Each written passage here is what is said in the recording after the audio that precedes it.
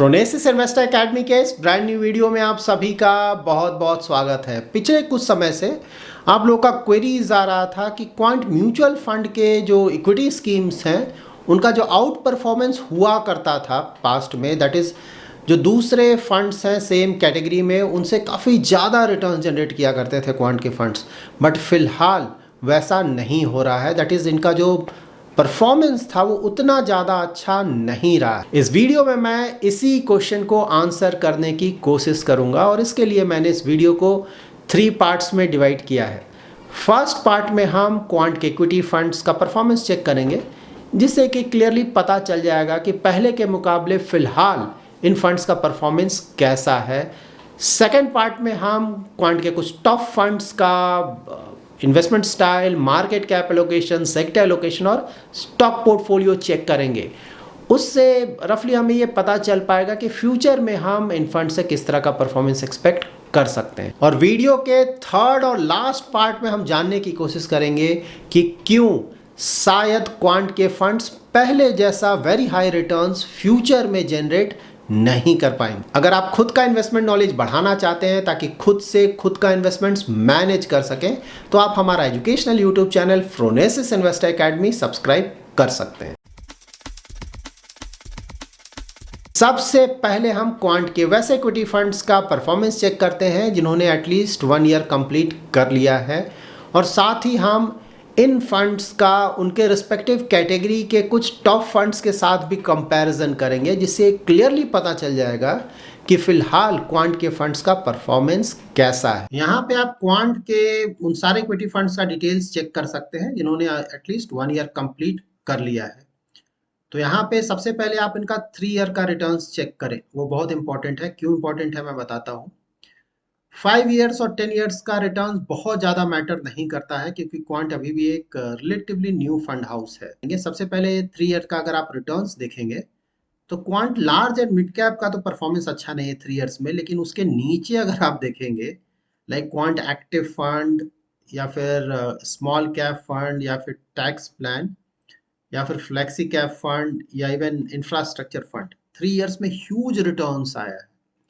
तो इससे ये क्लियरली पता चलता है कि पास्ट में तो इस फंड का परफॉर्मेंस बहुत ज़्यादा अच्छा रहा था, लेकिन जब आप इनका लास्ट 1 ईयर का रिटर्न चेक करेंगे यहाँ पे डायरेक्ट प्लान का, तो यहाँ पे आप क्लियरली देख सकते हैं कि काफ़ी सारे फंड्स आपको मिल जाएंगे जो कि अपने बेंचमार्क को भी बीट नहीं कर पा रहे हैं। Like large and mid cap fund फिलहाल बीट नहीं कर पा रहा है लास्ट 1 ईयर में, एक्टिव फंड बीट नहीं कर पा रहा है, मिड कैप फंड बीट नहीं कर पा रहा है, फोकस्ड फंड बीट नहीं कर पा रहा है, टैक्स प्लान का भी रिटर्न्स बेंचमार्क के आसपास ही है, इंफ्रास्ट्रक्चर फंड का भी जो रिटर्न्स है लास्ट 1 ईयर का बेंचमार्क के आसपास ही है।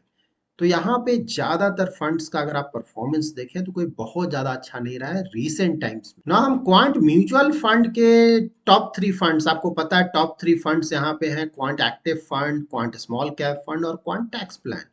एयूएम भी इनका सबसे ज्यादा बड़ा है और परफॉर्मेंस वाइज भी जनरली इन फंड्स का परफॉर्मेंस काफी अच्छा रहा है पास्ट में। तो इन ऑल 3 फंड्स का हम इनके रिस्पेक्टिव कैटेगरीज के कुछ और इक्विटी फंड्स के साथ परफॉर्मेंस चेक करते हैं, जिससे कि पता चलेगा कि क्या सही में ये फंड्स का जो परफॉर्मेंस है, रीसेंट परफॉर्मेंस, वो उतना ज़्यादा अच्छा नहीं रहा है। यहाँ पर आप मल्टी कैप कैटेगरी के फंड्स का डिटेल्स चेक कर सकते हैं। सबसे ऊपर of course quant active fund है। तो लास्ट 3 इयर्स का अगर आप रिटर्न देखें, देखिए कोई कंपैरिजन नहीं है। 3 इयर्स में 40% से भी ज़्यादा का रिटर्न है क्वांट का, जबकि दूसरे फंड्स का अगर आप रिटर्न्स देखें तो रिटर्न्स इसके सामने कम है। लेकिन हाँ, लास्ट 1 ईयर का अगर आप परफॉर्मेंस देखें तो ये फंड अपने बेंचमार्क को भी बीट नहीं कर पा रहा है। जबकि काफ़ी सारे फंड्स आपको मिल जाएंगे जो कि काफ़ी अच्छा रिटर्न जनरेट कर पा रहे हैं। इनफैक्ट एचडीएफसी मल्टी कैप का अगर आप देखें, कोटक मल्टी कैप का देखें, निप्पॉन इंडिया मल्टी कैप, तो रिटर्न्स काफ़ी ज़्यादा है। तो यस, रिसेंट टाइम्स में परफॉर्मेंस में प्रॉब्लम आया है, no doubt about that. Now हम चेक कर लेते हैं ईएलएसएस कैटेगरी के फंड्स का डिटेल्स। यहाँ पे भी क्वांट टैक्स प्लान ऊपर है।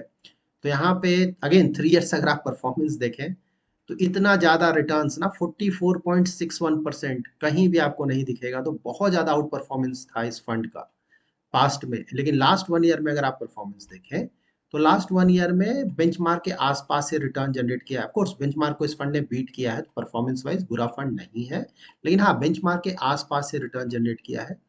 जबकि आपको काफ़ी सारे फंड्स मिल जाएंगे जिन्होंने बेंचमार्क के मुकाबले काफ़ी ज़्यादा रिटर्न्स जनरेट किया है। तो यहाँ पे टैक्स प्लान का भी जो आउट परफॉर्मेंस हुआ करता था पास्ट में, वो फिलहाल नहीं दिख रहा है। नाउ यहाँ पे हम थर्ड फंड चेक करते हैं, स्मॉल कैप कैटेगरी के फंड्स का डिटेल। तो यहाँ पे अगेन 3 ईयर का परफॉर्मेंस आप देखिए, 63.44% का एनुअलाइज रिटर्न है। दूसरे फंड्स इसके मुकाबले कहीं भी नहीं है, इतना ज़्यादा आउट परफॉर्मेंस था। लेकिन अगेन आप लास्ट 1 ईयर देखें तो yes, Quant small cap fund का परफॉर्मेंस अभी भी काफ़ी अच्छा है, no doubt but that benchmark को काफ़ी बड़े मार्जिन से बीट कर पा रहा है। लेकिन यहाँ पे सिर्फ इशू ये है कि कुछ और फंड्स हैं जो कि क्वांट स्मॉल कैप से ज़्यादा रिटर्न जनरेट कर पा रहे हैं।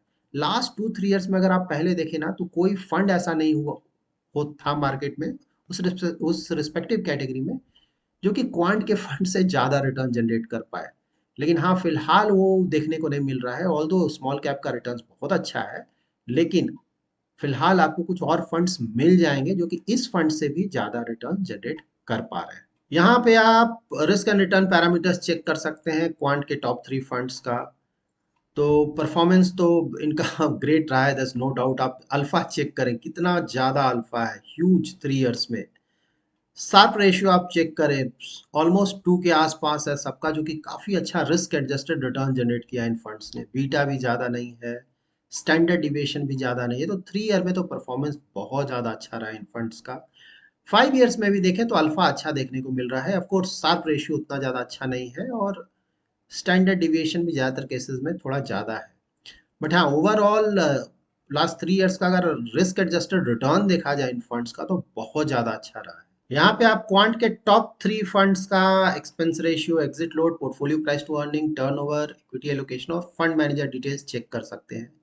एक्सपेंस रेशियो अच्छा है, मतलब किसी भी फंड का एक्सपेंस रेशियो ज़्यादा नहीं है। पोर्टफोलियो प्राइस टू अर्निंग अगर आप देखें तो वो भी ज़्यादा नहीं है। इसका मतलब ये हुआ कि वैल्यू स्टॉक्स में भी इन फंड्स ने एक्सपोजर लिया हुआ है। टर्नओवर आपको पता है, क्वांट के फंड्स का टर्नओवर बहुत ज़्यादा होता है, और क्लियरली ये देखकर आपको लग भी रहा होगा। इसका मतलब ये हुआ कि ये फंड्स अपने स्टॉक पोर्टफोलियो में काफ़ी ज़्यादा चेंजेस करते हैं, दैट इज चर्निंग करते हैं। ये पार्ट यहाँ इंपॉर्टेंट है। इक्विटी एलोकेशन, जो लास्ट टाइम हमने इनका रिव्यू किया था फंड्स का, उस समय देखा था कि 100%, ऑलमोस्ट 97-98% इन्होंने इक्विटी में इन्वेस्ट किया हुआ था। लेकिन फिलहाल इन्होंने कैश और डेट में भी अच्छा खासा एलोकेशन रखा है। क्वांट एक्टिव फंड ने अबाउट 94% इक्विटी में इन्वेस्ट किया है। क्वांट स्मॉल कैप ने सिर्फ 89% ही इक्विटी में इन्वेस्ट किया है, और क्वांट टैक्स प्लान ने भी अबाउट 94% इक्विटी में इन्वेस्ट किया है। इन फंड्स का अगर आप फंड मैनेजर्स देखें तो सेम फंड मैनेजर्स हैं, अंकित पांडे, संजीव शर्मा और Basav Sehgal. Quant active fund और क्वांट स्मॉल कैप फंड में ऑल 3 फंड मैनेजर्स सेम है, जबकि क्वांट टैक्स प्लान को अंकित पांडे और वसव सहगल मैनेज करते हैं। यहाँ पे आप इन फंड्स का मार्केट कैप एलोकेशन चेक कर सकते हैं, that is large cap, mid cap और स्मॉल कैप में इनका एलोकेशन कैसा है। तो क्वांट एक्टिव फंड एक मल्टी कैप कैटेगरी का फंड है, तो इन्हें लार्ज कैप में एटलीस्ट 25%, मिड कैप में एटलीस्ट 25% और स्मॉल कैप में एटलीस्ट 25% इन्वेस्ट करना ही है। तो इसीलिए आप देख सकते हैं कि मिड कैप और स्मॉल कैप में अगर आप देखें तो 25% के अबाउट एक्सपोजर है, 25 to 26% का, जबकि लार्ज कैप में एक्सपोजर अबाउट 47% का है। Quant small cap fund small cap category का फंड है, दैट्स वाई स्मॉल कैप के स्टॉक्स में एक्सपोजर काफ़ी बड़ा है, ऑलमोस्ट 74% का। और साथ ही यहाँ पे लार्ज कैप के स्टॉक्स में भी काफ़ी बड़ा एक्सपोजर लिया गया है। जनरली इतना बड़ा एक्सपोजर लार्ज कैप के स्टॉक्स में आपको स्मॉल कैप कैटेगरी के फंड्स में देखने को नहीं मिलेगा। क्वांट टैक्स प्लान में भी लार्ज कैप के स्टॉक्स में बहुत बड़ा एक्सपोजर लिया गया है, ऑलमोस्ट 78% का। साथ ही स्मॉल कैप के स्टॉक्स में भी अबाउट 11% का एक्सपोजर है। यहाँ पे आप इन फंड्स का सेक्टर एलोकेशन चेक कर सकते हैं, तो किन सेक्टर में इनका एलोकेशन कैसा है। तो ऑल 3 फंड्स अगर आप देखें तो फाइनेंशियल सेक्टर में एलोकेशन सबसे ज़्यादा रखा गया है। तो क्वांट एक्टिव फंड का financial, health care, construction, energy sector में अच्छा एक्सपोजर है। क्वांट स्मॉल कैप फंड का फाइनेंशियल, एनर्जी, सर्विसेज और कंज्यूमर स्टेपल्स में अच्छा एक्सपोजर है। क्वांट टैक्स प्लान का फाइनेंशियल, कंस्ट्रक्शन, एनर्जी और कंज्यूमर स्टेपल्स में अच्छा एक्सपोजर है। यहाँ पे आप ऑल 3 फंड्स का स्टॉक पोर्टफोलियो चेक कर सकते हैं एज ऑन 31 मई 2023। तो इनका स्टॉक पोर्टफोलियो इंटरेस्टिंग है, से आप ध्यान से देखिए। ऑल थ्री फंड्स में देखिए टॉप में आपको क्या मिलेगा, रिलायंस और एचडीएफसी, ऑल थ्री। मतलब इवन स्मॉल कैप में भी ह्यूज एक्सपोजर लिया गया है, रिलायंस और एचडीएफसी बैंक में कॉमन है। एसबीआई आपको मिल जाएगा, यहाँ बड़ा एक्सपोजर लिया गया है। सबसे इंटरेस्टिंग है पीएनबी, पीएनबी भी आपको ऑल थ्री पोर्टफोलियोज में मिल जाएगा। तो पंजाब नेशनल बैंक में भी अच्छा खासा एक्सपोजर लिया गया है। आईटीसी भी आपको मिल जाएगा इनके पोर्टफोलियोज में।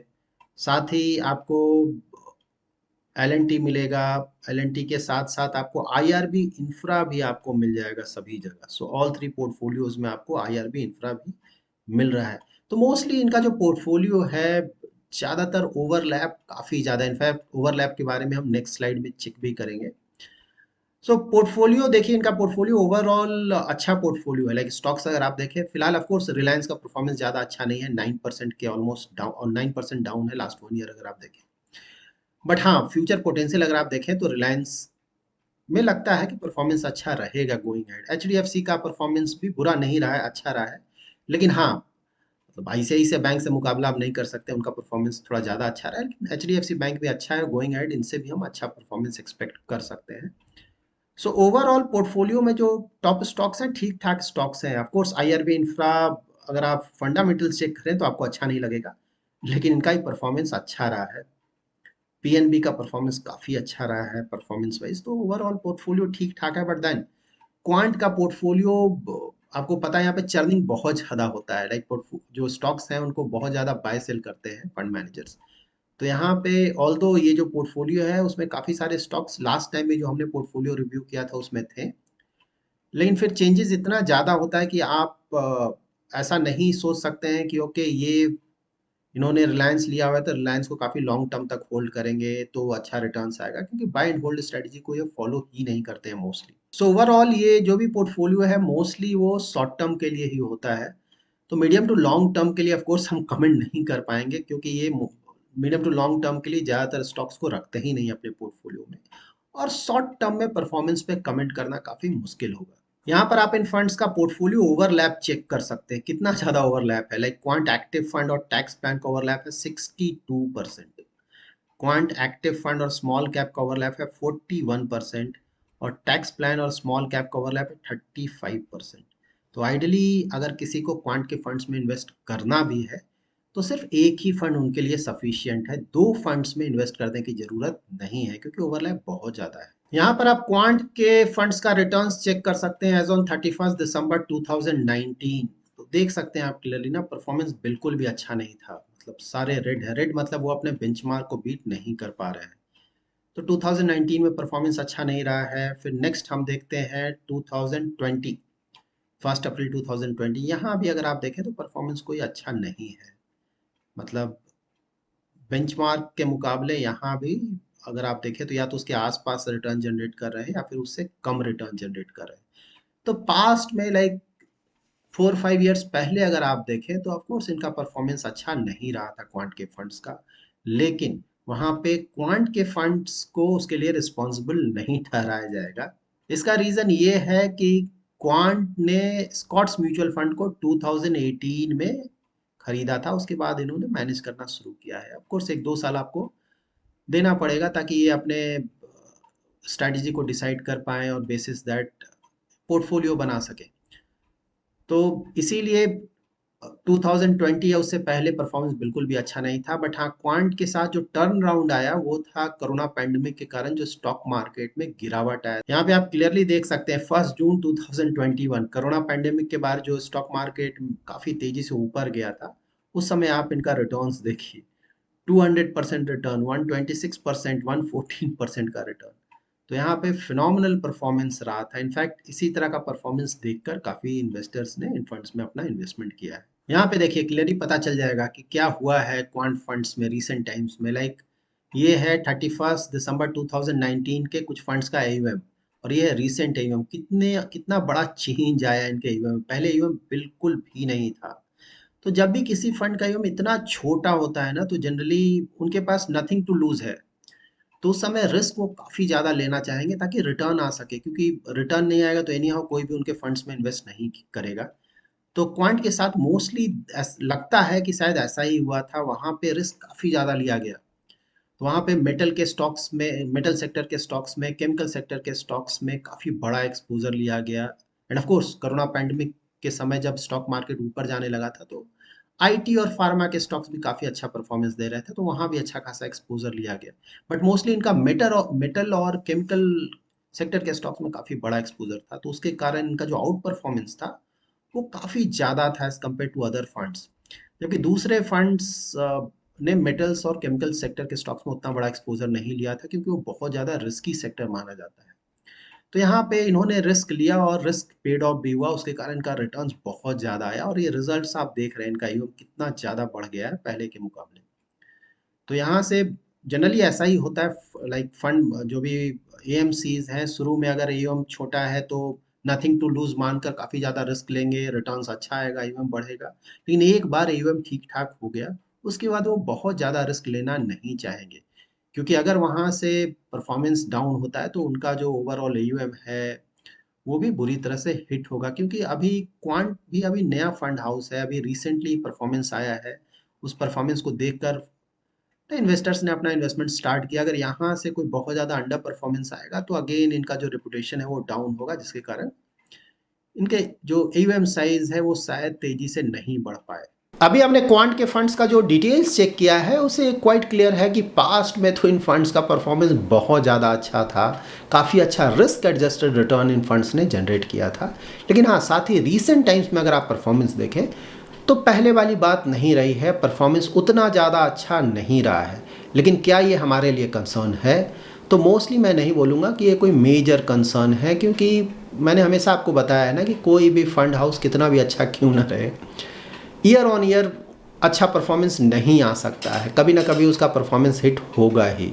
लॉ ऑफ एवरेजेस भी काम करता है। तो ऑलमोस्ट 2-3 ईयर्स तक परफॉर्मेंस बहुत ज़्यादा अच्छा रहा था क्वांट के फंड्स का, और अभी थोड़ा सा अंडर परफॉर्मेंस आया है कुछ फंड्स में। ऐसा नहीं कि कोई बहुत ज़्यादा अंडर परफॉर्मेंस है, अभी भी कुछ फंड्स हैं जो कि बेंचमार्क को बीट कर रहे हैं, कुछ फंड्स तो काफ़ी अच्छे मार्जिन से बीट कर पा रहे हैं, और जो अंडर परफॉर्मेंस आया भी है वो थोड़ा बहुत अंडर परफॉर्मेंस है। लेकिन हाँ, किसी ने क्वांट के पास्ट परफॉर्मेंस को चेक करके इन्वेस्ट किया है, उसका एक्सपेक्टेशन ये है कि उसी तरह का रिटर्न फ्यूचर में भी आता रहेगा, तो वो ऑफ कोर्स नहीं आ रहा है। और ऐसा नहीं लगता है कि फ्यूचर में उतना ज़्यादा हाई रिटर्न लगातार आता रहेगा, क्योंकि वो पॉसिबल नहीं है। तो मोस्टली क्वांट के फंड्स में अगर इन्वेस्टमेंट करना है तो आपको ये ध्यान में रखना है कि यहाँ पे चर्निंग बहुत ज़्यादा होता है, रिस्क ज़्यादा लिया जाता है। ऑल्दो मेरा ये पर्सनली मानना है कि शायद पहले जैसा चर्निंग अब ना रहे, पहले जैसा रिस्क शायद अब ये नहीं लें, क्योंकि ऑलमोस्ट इनका जो एयूएम है वो थोड़ा बड़ा हो गया है, थोड़ा एस्टेब्लिश्ड प्लेयर हो गए हैं क्वांट के फंड्स।